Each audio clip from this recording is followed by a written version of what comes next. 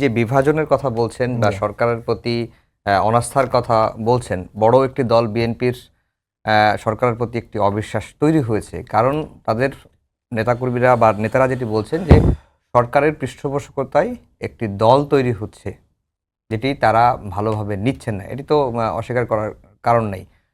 তারা সেটি স্পষ্ট করে বলছেন। তো এটি কি একটি বড় কারণ হতে পারে না যে বিএনপি সরকারের প্রতি দূরে সরে যাওয়া বা সরকারের প্রতি যে বিএনপির যে সমর্থন শুরু থেকে ছিল সে থেকে একটু দূরে সরে যাওয়ার?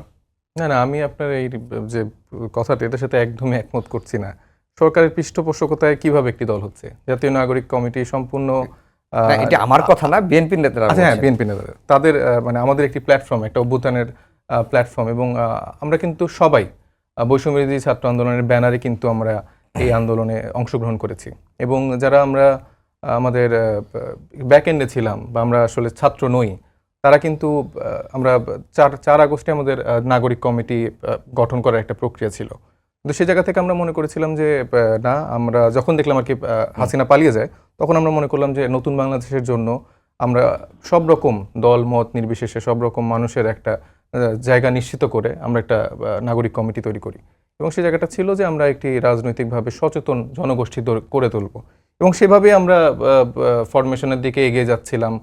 আমরা আমরা কমিটি দিচ্ছি, আমরা প্রায় 300 থানা কমিটি আমরা দিয়ে ফেলেছি এবং আমাদের টার্গেট 600 থানা কমিটি। এই প্রক্রিয়াগত দিক দিয়ে যখন আমরা যাচ্ছি, তখন আমরা দেখতে পাচ্ছি জনমানুষের একটা আকাঙ্ক্ষা নতুন রাজনৈতিক দলের। সেই জায়গা থেকেই কিন্তু আসলে আমাদের যারা স্টেক হোল্ডার্সরা আছেন, তাদের সাথে আমরা একটা আলাপ আলোচনা করে আমাদের মনে হয়েছে যে আসলে আমরা একটা দল হতে পারি। সেখানে আমাদের যারা ছাত্র উপদেষ্টা আছেন, যারা আমাদের আন্দোলনের ফেস, সেই মানুষগুলোর সাথে কিন্তু আমাদের সেই মানে কোনো সম্পৃক্ততা নেই। আমাদের সাথে ব্যক্তিগত তাদের একটা পরিচয়ের জায়গা থাকতে পারে, কিন্তু দল গঠন প্রক্রিয়ায় যে তাদের ভূমিকার কথা বিএনপির বয়ানে আসছে, কিংস পার্টির বয়ান, সেটা আসলে আমি খুবই মানে আন্তরিকভাবে মানে দ্বিমত প্রকাশ করতে চাচ্ছি। মানে কিংস পার্টি বা এই ব্যাখ্যাগুলো আসলে আসলে আমার মনে হয় যে সব থেকে বড় এক্সাম্পল হবে বিএনপি।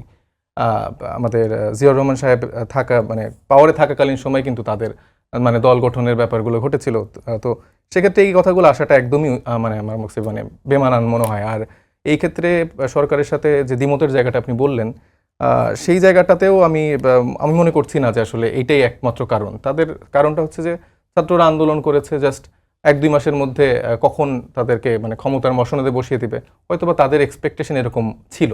সেই জায়গাটা যখন দেখছে যে এত মানে হলো না, সেক্ষেত্রে হয়তো আমার মনে হয় যে একটা দূরত্বের জায়গা তৈরি হচ্ছে।